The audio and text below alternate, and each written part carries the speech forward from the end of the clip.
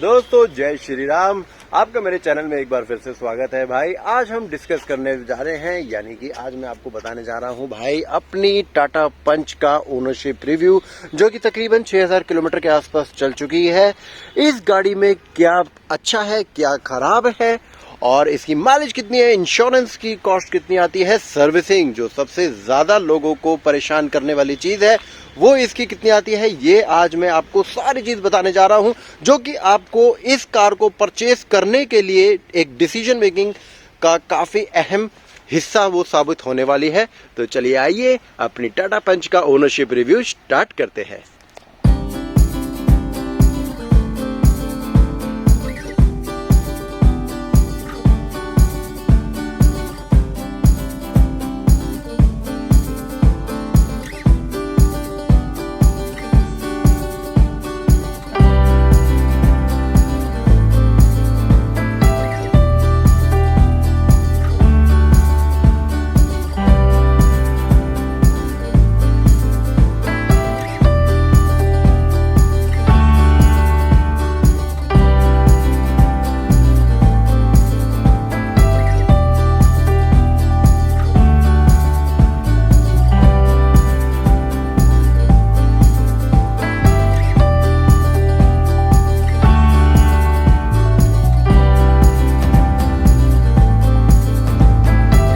सबसे पहले जो है अपना एक एक चीज लेते चले जाते हैं और उसके बारे में मैं आपको सारी चीजें बताते चला जाता हूँ। मेनली मेरा क्या एक्सपीरियंस रहा है इसके चीज के साथ में, इस टाटा पंच के साथ में। तो चलो आओ, सबसे पहले मैं आपको बता दूं भाई, मेरी जो टाटा पंच है ये है एडवेंचर वेरिएंट मैनुअल ट्रांसमिशन, और इसमें मैंने रिदम पैक नहीं लिया था। उसमें भी क्या आता है क्या नहीं आता वो भी मैं आपको बताता हूँ, मगर पहले स्टार्ट करते हैं हुड के साथ में। और हुड को खोलने के लिए यहाँ पर एक लीवर दे रखा है, इसको मैंने खोल दिया है। और हुड में मेरे को क्या क्या प्रॉब्लम झेलनी पड़ी है वो मैं बता देता हूँ, या क्या क्या बेनिफिट्स हैं, जो भी है अभी आपको सब पता चल जाएगा। यहाँ से मैं एक बार इसको ओपन कर लेता हूँ। भाई अपनी जो कार है ना वो सेकंड सर्विस के बाद में आई है, इसलिए आप देखो चमचमाती हुई आपको दिखाई देगी। तकरीबन 6000 किलोमीटर मैं आपको पहले ही बता चुका हूँ कि कार चल चुकी है। इसकी जो हीट है ना कार की, जिस टाइम पे एसी चलता है गर्मियों में बहुत ज्यादा भयंकर हीट ये प्रोड्यूस करती है। और इसकी अगर मैं आपकी फ्रंट की जो ग्रिल्स भी दिखाऊं तो बहुत ही ज्यादा आपको ओपन स्पेस यहाँ पे दिखाई देगी, ताकि इसमें से हीट जो है बहुत आराम से पास हो जाए। हेडलाइट है, हेडलाइट के आसपास भी काफी ज्यादा स्पेस यहाँ पे रहती है, ताकि इसमें एयर का सर्कुलेशन उतना ही ज्यादा अच्छा होता चला जाए। इसमें जो प्रॉब्लम मुझे फेस करनी पड़ी है वो है इन पॉइंट्स के साथ में। अब ये देखो मैं आपको क्लोजअप करके दिखाता हूँ। यहाँ पे मैंने एक तार को टाई अप कर रखा है इन हुक्स के साथ में। ये देखिए ये हुक्स के साथ में तार को टाई अप कर रखा है, क्योंकि जब भी मैं कार चलाता था तो ये नॉर्मल जो ये हुक्स लगे रहते थे, जो इनकी हीट के कारण बार बार ये जो इसका कवरिंग होती है, कवरिंग बार बार नीचे आ जाती थी, जिसके कारण मुझे काफी ज्यादा प्रॉब्लम करनी पड़ती थी। मुझे क्या प्रॉब्लम करनी पड़ती थी, बाद में गाड़ी के लिए उतना ही खराब रहता है, तो इसलिए मैंने एक देसी जुगाड़ निकाल लिया कि मैंने यहाँ पे वायर लगा दी और ये मैंने इसको फिक्स कर दिया यहाँ पे। तो कहने वाली बात है कि भाई इतनी बढ़िया गाड़ी चलाने के लिए अगर आपको एक छोटे मोटे देसी जुगाड़ भी आपको करने पड़े तो आप कर सकते हो, कोई दिक्कत नहीं होती है। तो चलो अब आगे बढ़ते हैं अगली चीज के ऊपर। दोस्तों जो अपना एडवेंचर वेरिएंट है, एडवेंचर वेरिएंट में मुझे जो ये स्टीरियो सिस्टम है ना ये 2 दिन मिला था, बोले तो इतना छोटा सा था। और उसके बाद में मैंने ये एंड्रॉइड वाला सिस्टम लगवाया था टाटा की एक्सेसरीज डिपार्टमेंट से, बट मुझे इतना ज्यादा पसंद नहीं आता है, क्योंकि ठीक है एंड्रॉइड सिस्टम तो है, सब चीज चल तो जाती है, बट इसमें जो अब अगर आप जीपीएस चलाते हैं ना इस वाले एंड्रॉइड सिस्टम में, जो कि आपने एक्सेसरीज डिपार्टमेंट से लगवाया है, तो उसमें जो आपका मैप चलता है वो बहुत ज्यादा स्लो चलता है। आप परेशान हो जाओगे, इरिटेट हो जाओगे, ऐसा लगेगा जैसे आपने लो एंड एंड्रॉइड मोबाइल खरीद लिया हो। इसलिए अगर मैं आपको सजेस्ट ये करूंगा कि अगर आपने ये वाली गाड़ी लेनी है तो टाटा का ही जो इनबिल्ट स्टीरियो सिस्टम आता है वही आप लो, वो सबसे बढ़िया रहता है हरमन के स्पीकर्स के साथ में। अगर मैं इसके डोर की बात करूं तो डोर में आपको 3 स्पेस मिल जाती है, 1, 2, और यहाँ पे एक छोटी सी स्पेस आपको यहाँ पे मिल जाती है। यहाँ पे आप बॉटल्स रख सकते हैं, जिस तरीके से यहाँ पे दिखा रखा है। यहाँ पे कुछ भी एक्स्ट्रा कोई भी सामान रख सकते हैं। यहाँ पे आपका जो अम्ब्रेला आ सकता है या कोई भी और चीज ऐसे आ सकती है। तो ये बहुत अच्छा दिमाग लगा रखा है टाटा वालों ने। टाटा कंपनी ने एक बहुत अच्छा फीचर यहाँ पे दे दिया है इग्निशन ऑटो ऑफ का। मैं आपको इसका फीचर बता देता हूँ इस बटन का। देखिए अगर आप इस बटन को प्रेस करके नहीं रखेंगे तो आप जब भी आप रेड लाइट पे कार को स्टॉप करेंगे, क्लच से पैर हटाएंगे, ब्रेक दबाएंगे या फिर ब्रेक से पैर हटाएंगे और आप हैंड ब्रेक दबाएंगे तो कार का इग्निशन ऑटोमेटिकली ऑफ हो जाएगा। और जैसे ही ग्रीन लाइट होगी आप हैंड ब्रेक डाउन करिए या फिर ब्रेक से पैर हटाइए और क्लच जैसे ही दबाएंगे ऑटोमेटिकली कार ऑन हो जाएगी। तो ये एक आपका पेट्रोल का कंजम्पशन जो है उसको सेव करने का एक फीचर बहुत अच्छा है। दूसरी बात, अगर आपका एसी चल रहा होगा तो घबराने की जरूरत नहीं है, उसका ब्लोअर्स जो है वो तो चलते रहेंगे क्योंकि वो बैटरी से ऑपरेटेड है, मगर जो इसका कंप्रेसर है वो कंप्रेसर बंद हो जाएगा। तो आपको ये भी घबराने की जरूरत नहीं है कि क्या पता भाई कंप्रेसर चल रहा हो, उसमें लो वोल्टेज जा रही हो। ये भी काफी लोगों को डाउट होता है, जिसके कारण उनको ये लगता है कि यार इग्निशन ऑटोमेटिक ऑन ऑफ में कभी कंप्रेसर खराब तो नहीं हो जाएगा। इसके कारण कंप्रेसर खराब नहीं होता है, कंप्रेसर तभी चलेगा जब आपका इग्निशन ऑन होगा। और अगर आप ये वाला बटन प्रेस कर देंगे तो यहाँ पे ग्रीन लाइट, ऑरेंज लाइट जलेगी यहाँ पे, और यहाँ पे आपका इग्निशन ऑटोमेटिकली का एक इंडिकेशन आ जाएगा। उसका मतलब ये है कि अब आप रेड लाइट पे कार को जब भी स्टॉप करेंगे तो कोई दिक्कत नहीं है, गाड़ी कहीं भी आपकी बंद नहीं पड़ेगी, यानी कि इग्निशन ऑफ इसका नहीं होगा, चाहे गाड़ी जितनी मर्जी देर के लिए आप स्टार्ट करके रख लीजिए।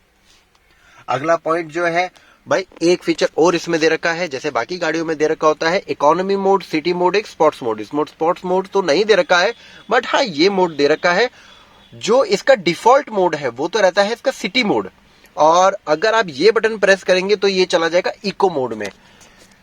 इको मोड और सिटी मोड में अगर मैं आपको डिफरेंस मेनली बताऊं तो वो पिकअप का इतना ज्यादा पता नहीं चलेगा, क्योंकि जब मैं सिटी में चलाता हूं तो मैं इको मोड में चलाऊं चाहे मैं सिटी मोड में चलाऊं, मेरे को जो इसका पिकअप है, पिकअप ऑटोमेटिकली सेम ही लगता है, मोर और लेस सिमिलर लगता है, क्योंकि 60-70 तक मैक्सिमम सिटी में गाड़ी चलेगी। मगर हाँ, जिस टाइम पे ये गाड़ी हाईवे पे चलती है और आपने इको मोड डाल रखा हो तो ये गाड़ी काफी ज्यादा इसको मेहनत करनी पड़ती है, स्ट्रगल करना पड़ता है 100 से स्पीड ऊपर लेके जाने के लिए, नहीं तो ये 100 तक ही कॉन्स्टेंटली अच्छा चलेगी। मगर अगर आपका सिटी मोड होगा तो ये 100, 120, 130, 140, 150 तक भी आप आराम से फटाफट इसको कर सकते हैं। क्योंकि जब मैं इसको हाईवे पे लेके गया था तो इको मोड में ये 100 से ऊपर बहुत मुश्किल से जा रही थी, और जबकि सिटी मोड में ये बहुत मस्त होके दौड़ जाती है, फटाफट चलती है। अब चलते हैं भाई इसके ओडोमीटर की तरफ और इसकी एक बार माइलेज पे भी जरूर नजर मार लेते हैं। तो इसकी जो माइलेज इस टाइम पे कार मुझे दिखा रही है वो 14.9 की माइलेज दिखा रही है। सिटी मोड में बीच में मैं इसको इको मोड में भी चला लेता हूँ, सिटी मोड में भी चला लेता हूँ। 72.5 किलोमीटर जो मैंने पेट्रोल भराने के बाद में ये गाड़ी रन करी है। अब इसके बाद में इसको मैं आपका जो रीडिंग है वो दिखा देता हूँ। रीडिंग इसकी टोटल है 5758, ऑलमोस्ट मतलब 6000 किलोमीटर मान के चल लो जो गाड़ी इसकी चली है। दूसरा फायदा जो है इसका, एक मेरे को पॉइंट एक और याद आया, कल कला को मैं भूल ना जाऊं इसलिए मैं दोबारा बता रहा हूं आपको। फायदा इसका ये है कि देखो जी, ये चल रहा है, ऑन है। अगर मैं इसका इग्निशन बंद भी कर दूं और ये देखिए गेट भी मेरा क्लोज्ड है, तब भी इसका डिस्प्ले नहीं जाएगा। दूसरी बात, अब ये मैं कार स्टार्ट करता हूं, ये देखिए तब भी इसका डिस्प्ले नहीं गया है। काफी कार्स में क्या होता है, इसका डिस्प्ले चला जाता है और जो ब्लूटूथ से कनेक्टेड जब मोबाइल होता है तो वो दोबारा से वो ब्लूटूथ कनेक्शन एस्टैब्लिश करता है, फिर गाने चलते हैं। या फिर अगर मैप ऑन होता है तो मैप दोबारा से बंद होगा, फिर दोबारा से ऑटोमेटिकली ऑन होगा, उसमें टाइम लगता है। तो ये चीज इसमें बहुत अच्छी है। दूसरी बात, अब मैंने ये देखो आपके सामने है, लगातार मोबाइल ऑन है, ये ऑन है और इग्निशन मेरा ऑफ है। अब मैं जाता हूं भाई विंडोज की तरफ, ये देखिए जो की है, की मैं आपको दिखाता हूं कहां से। ये देखिए की बिल्कुल नहीं घूम रही, की पूरी इग्निशन ऑफ के मोड पे है।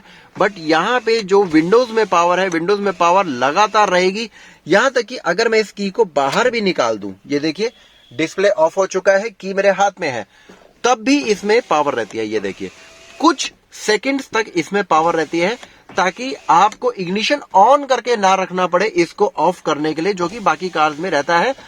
कुछ सेकंड्स जो मैंने इसका मैनुअल पढ़ा था, टाटा पंच का जो मैनुअल पढ़ा था, उसमें तो भाई लिखा था कि ये तकरीबन 15 सेकंड्स इसमें पावर रहती है। बट 15 सेकंड नहीं, मैंने जो अपना रियल लाइफ एक्सपीरियंस चेक करा है वो तकरीबन 1 मिनट से भी ज्यादा इसमें पावर रहती है।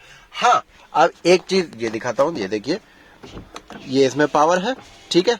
अब मैं खोल लेता हूं, ओपन कर लेता हूं गेट और बंद कर लेता हूं, पावर गई, ओपन करके भी पावर गई।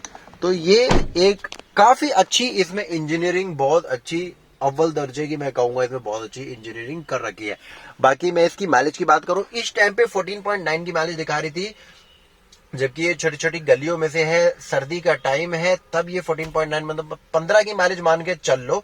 अभी ये 16, 17, 18 की माइलेज भी इस गाड़ी ने मुझे विद एसी दी है हाईवे पे, 18 की माइलेज। जबकि ARAI टेस्टेड माइलेज जो इस कार की है वो रहती है 20 के आसपास कुछ इसकी ARAI टेस्टेड माइलेज है, मगर गाड़ी ने मुझे 18 की माइलेज दी है, जबकि मैंने गाड़ी को 100 की स्पीड पे चलाया था। अगर आप इसको और कम चलाएंगे, एसी के बिना चलाएंगे, तो ये मुझे 24 की माइलेज भी इसने मुझे दी है विदाउट एसी, दिल्ली के रिंग रोड पर विदाउट एसी, पेट्रोल डलवाने के बाद में, मीटर को चेंज करने के बाद में, मतलब मीटर को रीसेट करने के बाद में।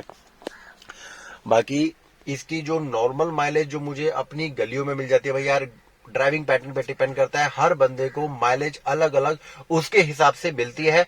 मुझे इस कार ने माइलेज 10 की भी दी है, 12 की भी दी है, 16 की भी दी है, 18 की भी दी है। वो सब ड्राइविंग पैटर्न के हिसाब से है, आप एसी चला रहे हो नहीं चला रहे हो, उस सब चीज के हिसाब से है। बात करते हैं इसके बेहतरीन से बेहतरीन इस एयर कंडीशनिंग सिस्टम के बारे में। भाई साहब, आप एक बार जब गाड़ी मई जून की गर्मियों में तप रही होती है, उस टाइम पे आप इस एसी को ऑन कर लो, तीसरे नंबर पे कर लो, चाहे चौथे नंबर पे ऑन कर लो, और मात्र 10 मिनट के बाद में मैं आपको पक्का गारंटी करता हूं यार, आपको उस एसी का जो फैन ब्लोअर की जो स्पीड है उसको 2 या 1 पे तो करना पड़ेगा। 1 पे तो नहीं मैं कह सकता मई जून की गर्मियों में, मगर हाँ 2 पे आपको करना पड़ेगा अगर 4 नंबर पे फैन का ब्लोअर है। इतना लाजवाब बेहतरीन एसी इस गाड़ी का दे रखा है। जो पीछे वाले जो आपके पैसेंजर्स बैठे होते हैं उन पे तो ऐसे हवा लहरा के आती है जैसे कि वो कहीं ओशन के पास में बैठे हुए और वहां पे इतनी बेहतरीन, इतनी लाजवाब हवा उनके पास में आ रही है। बहुत बढ़िया, बहुत ही ज्यादा उम्दा दर्जे का एसी इसमें दे रखा है। यानी कि मान के चलो 1500 से 1800 सीसी की गाड़ियों में जो एसी मिलेगा वो इस 1200 सीसी की गाड़ी में आपको एसी देखने को मिलता है। अब बात करते हैं भाई इसकी बिल्ड क्वालिटी की, तो मैं आपको इसकी बिल्ड क्वालिटी बाहर से दिखा देता हूं। भाई बिल्ड क्वालिटी की अगर मैं इसमें बात कर लूं तो ये गाड़ी जो है, देखो यहाँ पे इस तरीके का प्लास्टिक का जो मेटल इसमें दे रखा है, प्लास्टिक का फ्रेम कह लो, कुछ भी कह लो, क्योंकि बॉडी कलर यहाँ से चालू होता है। यानी अगर गाड़ी यहाँ से यहाँ तक कहीं पर भी लगेगी तो इस पे चोट आएगी, और इस पे चोट आने का सबसे बेनिफिट ये होता है, यहाँ पे तो आपको पेंट करवाना पड़ेगा, मगर यहाँ पे आपको ब्लैक पॉलिश से ये काम बहुत बढ़िया हो जाता है। अब देखो इस टाइम पे गाड़ी सर्विस होके आई है, तो देखो जो इसका काला रंग है, जो ब्लैक रंग है, ग्रे रंग जो भी आप कह सकते हो, कितना बढ़िया चमक रहा है।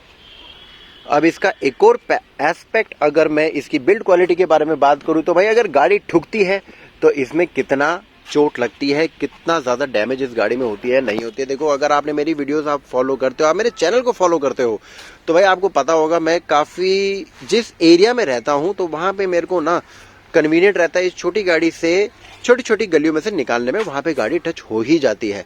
तो मुझे काफी बार तो आवाज आई है, क्योंकि इस तरफ बाइक खड़ी होती है, गाड़ी के उस तरफ भी बाइक खड़ी होती है, जब मैं निकालता हूं तो यहाँ पे लगती है, यहाँ पे लगती है, कहीं भी बहुत जगह लगती है, बहुत ज्यादा आवाज आती है। मैं गाड़ी को आगे ले जाने के बाद में देखता हूं तो बट भाई गाड़ी में कोई डैमेज नहीं हुई होती है।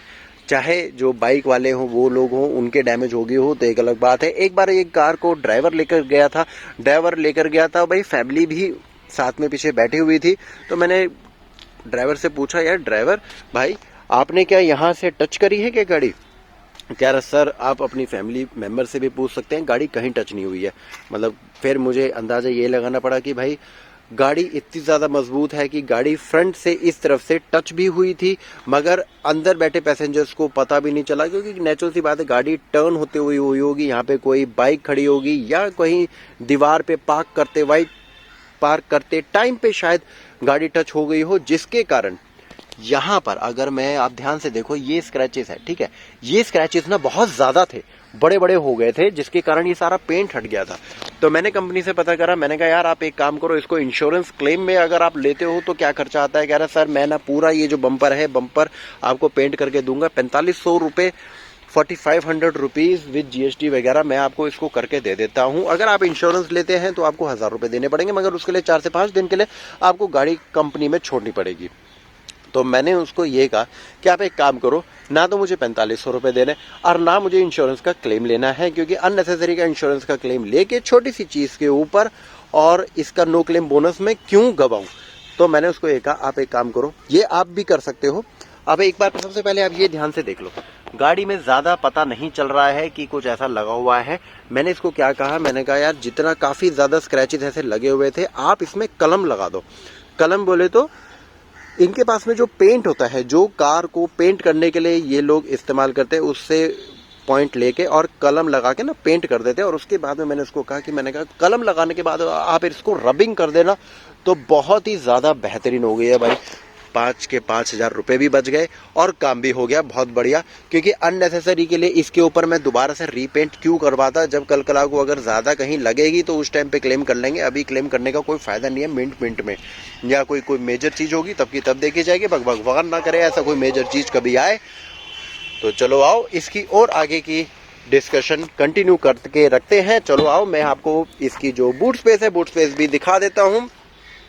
बूट स्पेस में यहाँ पर जो आप ये 2 पॉइंट्स देख रहे हैं, यहाँ पे 2 पॉइंट्स में ना एक रबड़ का एक आपका कैप भी दे रखी होती है, वो घर पे रखी हुई है, वो मैं लानी में भूल गया क्योंकि मैं पूरा सामान नहीं लगा पाया था। बाकी आप यहाँ पे जो बूट स्पेस में एक इस तरफ और एक इस तरफ कुछ भी सामान रखने के लिए बहुत अच्छा आपको कैरी करने के लिए ये दे रखा है। ये एक लॉकिंग मैकेनिज्म दे रखा है यहाँ पे। तो यहाँ पे तो मैंने जो ये टाटा के साथ में जो टाटा पंच रिपेयर किट मिलती है वो मैंने रखी हुई है, जो कि मैंने इसका चेक करा है। हवा भर के भी इस रिपेयर किट में बहुत फटाफट भर जाती है। और एक यहाँ पे भी एक आप जाली टाइप का कुछ दे रखा है कि आप यहाँ पे भी आप अच्छे से कुछ ना कुछ सामान आप रख सकते हो। ये ऊपर से ट्रे दे रखी है। ये मैंने पूछा था भाई ये चीज क्यों दे रखी है, ये मुझे भी समझ नहीं आई थी। ये इसलिए दे रखी है ताकि ये इस में आपका जो है जब भी गाड़ी का प्रेशर लगे तो ये आपको एक शॉक एब्जॉर्बर वाला काम करे, तो इसमें से ना इसको दिक्कत हो ना इसको दिक्कत हो, इस चीज के लिए ये रबर दे रखी है। इसके अलावा कोई प्रैक्टिकल यूसेज नहीं है, क्योंकि जिस तरीके से छेद होते हैं कोई भी आदमी कंफ्यूज हो सकता है कि भाई हो सकता है ये किसी यूसेज के लिए दे रखी हो। बाकी जो आपका बूट स्पेस है, बूट स्पेस में यहाँ पे आप देखेंगे यहाँ पे एक हैंडल दे रखा है। हैंडल बहुत अच्छी चीज है वैसे तो यहाँ पे देना, बट थोड़ा सा प्रॉब्लम ये पड़ जाती है जब जिस टाइम पे आप इसको ऐसे बंद करते हैं तो आपका हाथ यहाँ रह जाता है और आपको इतनी ज्यादा प्रैक्टिस नहीं होती है कि आप इसको यूं करके और यूं बंद कर दे, तब भी आपके हाथ में काफी ज्यादा झटका आएगा। जो कि मैंने आज पहली बार ही ये ट्राई करा है और मेरे हाथ में थोड़ा सा झटका लगा इससे, तो बट ठीक है कोई नहीं। यहाँ पे बस यही है कि इसको ओपन करने के बाद में ऐसे पकड़ के ऊपर नीचे करने के लिए बस इसी चीज के लिए फायदा हो सकता है इस चीज का। बाकी तो इस चीज का कोई प्रैक्टिकल यूसेबिलिटी मुझे नहीं लगी। बाकी हो सकता है लोगों को अलग लगे, तो सबकी राय अलग हो सकती है। भाई अगर आप टाटा की कार परचेज करना चाहते हैं तो छोटे मोटे जो फ्लॉज होते हैं उनको आपको इग्नोर करके ही ये कार अगर आप परचेज करना चाहते हैं तो भाई आप करें। अगर आप ये चाहेंगे कि जैसे कि Hyundai की कार है, बहुत ही बेहतरीन बहुत ही लाजवाब कार है, और भी मारुति की कार्स होती हैं बिल्कुल 100% एक्यूरेट होती है, तो भाई वो चीज आपको इस कार में नहीं मिल सकती है। जैसे कि मैं आपको एग्जांपल बता देता हूं। मैंने गेट खोला, गेट खोलने के बाद में आप ये रबर देखिए, ये रबर बाहर को निकल रही है। इसको कोई इतना बड़ा कोई दिक्कत नहीं है, इससे ना तो पानी अंदर आने वाला है ना कोई दिक्कत होने वाली है। ऐसी की ऐसी है ये 3-4 महीने से, ये मैं उसको बताना भी भूल गया था जिस टाइम पे गाड़ी सर्विस पे गई थी। बाकी मैं इसके जो पेट्रोल का जो भरने का ये है जो आपका कैप है, कैप का भी अगर मैं बताऊं तो आप ध्यान से देखिए, आपको इस कैमरे में भी पता चल रहा होगा कि इंजन के साथ में ये लाइंड अप नहीं है, ये बाहर को निकला हुआ है। तो अगर आप भाई ऐसे बंदे हैं जो कि आप एक टेक्निकल फील्ड से बिलोंग करते हैं और जिसको 100% एक्यूरेसी चाहिए, प्रिसिशन चाहिए, तो भाई ये कार उन लोगों के लिए नहीं है। वो लोग हमेशा वो चीजें देख देख के परेशान होते रहेंगे। ये कार हम जैसे बंदों के लिए है जो कि छोटी छोटी सी गलियों में से गाड़ी को ड्राइव करते हैं और उनको अपनी फैमिली के लिए एक बहुत ही ज़्यादा सॉलिड कार चाहिए जो कि माइलेज भी अच्छी दे। और आज के टाइम पे इस कार की जो सर्विसिंग है वो भी बहुत ज़्यादा बेहतरीन हो चुकी है। सर्विसिंग से मुझे अभी याद आया, मैं आपको बता देता हूँ, 2 दिन पहले आपको सर्विस कार होके आई है, तो इसमें मुझे क्या एक्सपीरियंस रहा वो मैं आपके साथ में शेयर करता हूँ। भाई ये जो कार है ये मैंने परचेज करी थी, मतलब 2 शोरूम्स पे मैं गया था। पहले वाले शोरूम पे जाने के बाद में उन्होंने कहा था सर कोई डिस्काउंट नहीं चल रहा है। मेरे को याद था कि जो मैंने जिस सेल्स पर्सन से इग्निस कार ली थी, उन्हीं पर्सन ने टाटा कंपनी ज्वाइन कर लिया, क्योंकि उनका व्हाट्सएप का स्टेटस था एक बार टाटा का। तो मुझे ध्यान था, तो मैंने उनको कॉल करा, उन्होंने मुझे अच्छा खासा डिस्काउंट इस पे दे दिया। तो यानी कि अगर आपको एक डीलर आपको डिस्काउंट देने से मना कर दे तो भाई आप शांत मत बैठो, आप पता लगाओ। डिस्काउंट टाटा की गाड़ियों पे बहुत अच्छे अच्छे मिलते हैं, जब मिल रहे हैं तो क्यों छोड़ना। दूसरी बात, अब उन पर्सन से मैंने जब कार परचेज कर ली तो बाद में मुझे पता चला कि यार उनकी जो चेरिश टाटा है, चेरिश टाटा से मैंने एक कार ली है जो कि दिल्ली में रोहिणी में बेस्ड है। तो भाई वाकई ही बहुत ही ज्यादा बेहतरीन सर्विस है, क्योंकि वो मारुति कंपनी से टाटा में गए थे और काफी अच्छी पोजीशन में लग चुके हैं वहां पे। तो अब ये लोग क्या कर रहे हैं, टाटा वाली कंपनी वाले क्या कर रहे हैं, ये मारुति कंपनी, होंडा कंपनी, इन सब कंपनी से पर्सन्स को डिप्यूट कर रहे हैं अपने पास में। और मारुति की जो पॉलिसीज है, मारुति जिस तरीके से सर्विसिंग प्रोवाइड कर रही है इंडियन कस्टमर्स को, वो ये नोट कर रहे हैं और वो ये फॉलो करते हैं और उस चीज को इंप्लीमेंट करते हैं। एग्जांपल के लिए मैं आपको बता देता हूं कि जब मेरी कार इग्निस सर्विस पे, इग्निस मैं आपको ये भी बता दूं भाई, इग्निस हम सोल्ड कर चुके हैं क्योंकि इग्निस से बिल्कुल भी सेटिस्फाइड नहीं थे। दूसरी बात, इग्निस का रिव्यू चाहिए तो इग्निस का रिव्यू भी मेरे चैनल पे आपके पास में है, मैं प्लेलिस्ट में अलग से उसको डाल दूंगा, आप उसमें जाके प्लेलिस्ट में जाके इग्निस के रिव्यू पे क्लिक करके आप इग्निस का रिव्यू भी चेक कर सकते हैं। तो आते हैं मेन मुद्दे की बात पे। मेन मुद्दे की बात ये थी भाई कि जब मेरी कार सर्विस पे गई तो पहले जैसे इग्निस जाती थी, तो इग्निस जाने के बाद में जो सर्विस वाले लोग होते थे वो एक व्हाट्सएप का ग्रुप भी बना देते थे, जिसमें उनका मेन पर्सन जो आपका मैनेजर होता था, मैनेजर के ऊपर वाला लेवल जो भी बंदे होते थे, 4-5 बंदे एडिड होते थे और एक आप एडिड होते थे। गाड़ी की जितनी भी सारी क्वेरीज होती थी आप उस व्हाट्सएप के ग्रुप में डालते थे। वही सेम चीज इन्होंने टाटा में भी इंप्लीमेंट कर दिया। मैं हर डीलर का तो नहीं कह सकता हूं, मुझे जिस डीलर से एक्सपीरियंस है भाई, मुझे चेरिश टाटा से एक्सपीरियंस हुआ है जो कि जहांगीरपुरी में लोकेटेड है भाई, वो तो ऐसा अब करने लगे हैं। क्योंकि जब ये फर्स्ट सर्विस पे गई थी तब तक वो चीज लागू नहीं थी। ये अभी जब सेकंड सर्विस में, यानी कि मई में मेरी परचेज थी, उसके बाद में अब ये नवंबर में सेकंड सर्विस के लिए गई थी, तब इन्होंने ये चीज लागू करी थी। तो ये मुझे पता हो गया है कि भाई अब इनकी बहुत बेहतरीन सर्विस हो गई है और इनकी जो सर्विस की क्वालिटी भी है वो भी बहुत ही ज्यादा अच्छी हो चुकी है। अब इनका रिस्पांस टाइम, इनका बिहेवियर पैटर्न और इनका हर चीज, मतलब मैंने ये इनको सिर्फ ये बोला था कि वहां पे भी पेंट करवा देना फ्रंट की साइड में ऐसे ऐसे, तो इन्होंने कहा सर मैं आपको एक काम करती हूँ, क्योंकि सर्विस एडवाइजर जो थी वो लेडी थी, तो उन्होंने कहा था मैं आपको इंश्योरेंस डिपार्टमेंट वाले से कॉल करवा देती हूँ, वो आपको उसके बारे में समझा देगा। पीछे की जो रिवर्सल की जो इसकी लाइट है, यहाँ पे कोई लाइट नहीं दे रखी है, यहाँ पे एक नीचे लाइट दे रखी है। ये लाइट फर्स्ट सर्विस के बाद से ही मेरी खराब थी, तो मैंने इसको लोकल से टच नहीं करवाया। मैंने कहा यार जब कंपनी में जाएगी तभी हो जाएगी। तो उन्होंने कहा मैं एक्सेसरीज वाले से भी बात करवा देती हूँ अगर लाइट वगैरह का कुछ ऐसा है तो, क्योंकि मैं चाहता था कि रात के अंधेरे में जब आप इसको बैक करते हैं तो कुछ जैसे टाटा की गाड़ी है, तो मैंने सोचा यार थोड़ा सा इसको ट्रक वाला एक फील दे देते हैं, तो यहाँ पे एक मोटी सी लाइट लगवा देते हैं। बट भाई ऐसा उन्होंने बोना करा कि सर ऐसा कोई लाइट नहीं आती है, रिवर्सल के लिए यही जो बल्ब आता है ये करते हैं, वो अच्छा खासा काम कर जाता है। अच्छी खासी लाइट है इसमें, अगर बिल्कुल अंधेरा होता है तब अच्छा खासा आपको दिख जाएगा, उसमें कोई टेंशन नहीं है। बाकी ये जो आप एक डेंट देख रहे हैं, ये डेंट मेरा गाड़ी में, जिस दिन मैंने गाड़ी पहले दिन परचेज करी थी, मेरे ख्याल से पहले या दूसरे दिन पे ही हम सिटी पार्क होटल है जो कि वहीं अशोक विहार के आसपास कहीं लोकेटेड है, तो वहां पे हम लोग गए थे। वहां पे मैंने वैले में कार दी थी, जबकि वैले में भाई लोग BMW भी दे रहे थे, मर्सिडीज भी दे रहे थे, बट पता नहीं यार या तो ये ज्यादा सुंदर लग रही थी, क्या बात है, इसमें नजर लग गई। वैले वाला जब बैक कर रहा था, क्योंकि ये चीज जो है ना उठी हुई है और अंदर की चीज नीचे है, तो जैसे पेड़ होते हैं तो पेड़ का टहना जो है वो यहाँ पे इसको लग गया होगा, तो पेड़ काफी सॉलिड होता है, तो उससे इसमें थोड़ा सा ये डेंट लग गया स्टार्टिंग से। उसके बाद में तो खैर इसमें कोई डेंट वेंट नहीं लगा, हल्के फुल्के स्क्रैचेस ही हैं।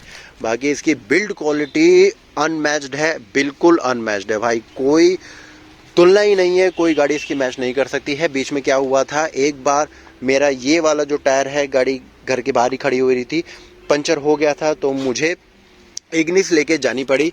बट इग्निस चलाने के बाद में, यानी कि तकरीबन छोड़ने मैंने मई 2023 में इग्निस चलानी छोड़ दी थी, और उसके बाद में 5 महीने बाद में मैंने इग्निस एक दिन चलाई थी, जैसे बच्चे को सुबह स्कूल छोड़ने के लिए। ऐसा लगा था जैसे कि मैं सन 1991 या 92 की मारुति 800 कार चला रहा हूँ।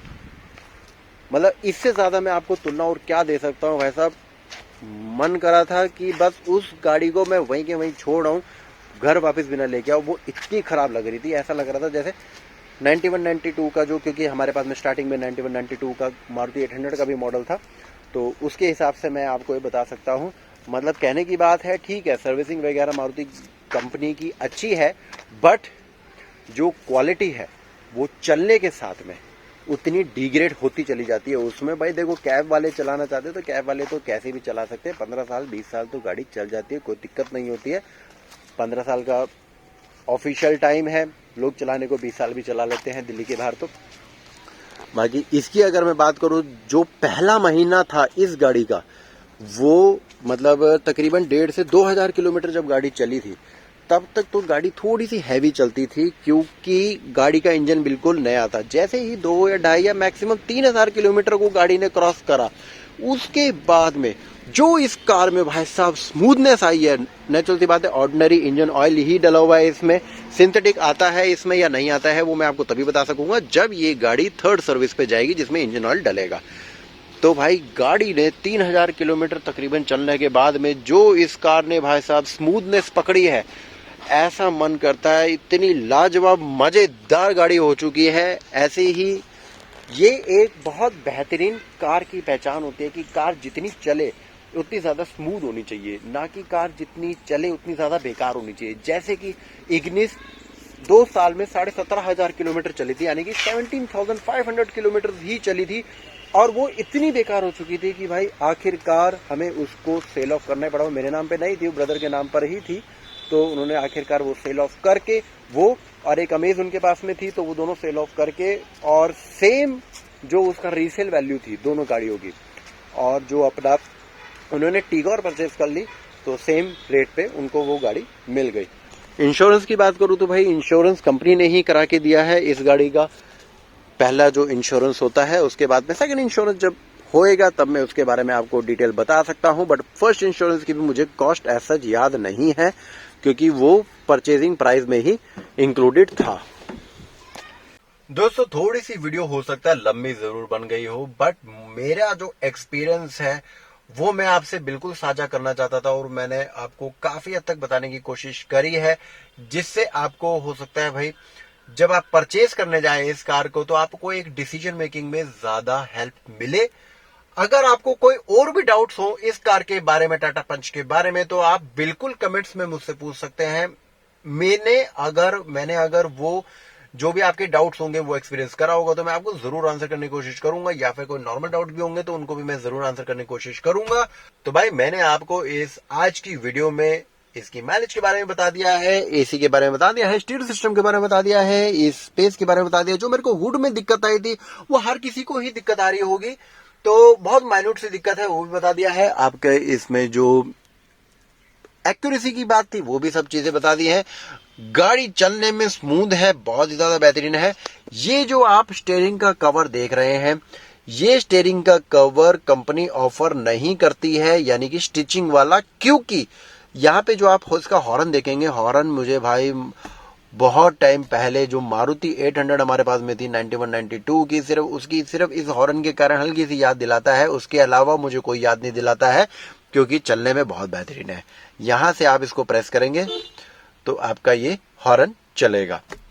तो इसी के कारण जो है, ये देखिए यहां से जो है ना, ये कवर इसके बाहर है, और ये वाला कवर इस साइड से मैंने अंदर कर दिया, क्योंकि ये वाला हॉर्न काम नहीं करेगा इस साइड से, क्योंकि कवर इसको प्रेस नहीं करने देता है। इसलिए कंपनी जो है इसमें स्टिचिंग वाला कवर नहीं देती है। ये मैंने करोल बाग से लगवाया था, मेरे को इसकी कॉस्ट आती 300-400 रुपए का होगा ज्यादा से ज्यादा, स्टिचिंग के साथ में 500 रुपए का पड़ गया होगा, और क्या बस।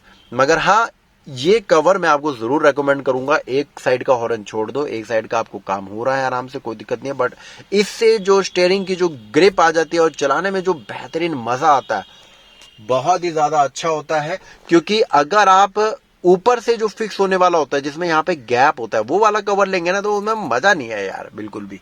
तो इसलिए कोशिश करो अगर यही वाला कवर आप ले लो, करोल बाग से ले लो, कहीं से भी ले लो, कोई भी स्टिच करके आपको दे देगा बढ़िया। और ये जरूर चेक करना जो इसकी स्टिचिंग है दोनों टच आपस में होनी चाहिए अच्छे से, ठीक है जी। अब आज की वीडियो भाई लोग यहीं पर हम कंप्लीट करते हैं। आज की वीडियो आपको पसंद आए तो आप लाइक एंड सब्सक्राइब का बटन दबाना जरूर याद रखें। कल मिलते हैं नई वीडियो के साथ में, नए दिन के साथ में। आज के लिए goodbye and take care. जय श्री राम, हर हर महादेव, जय माता दी।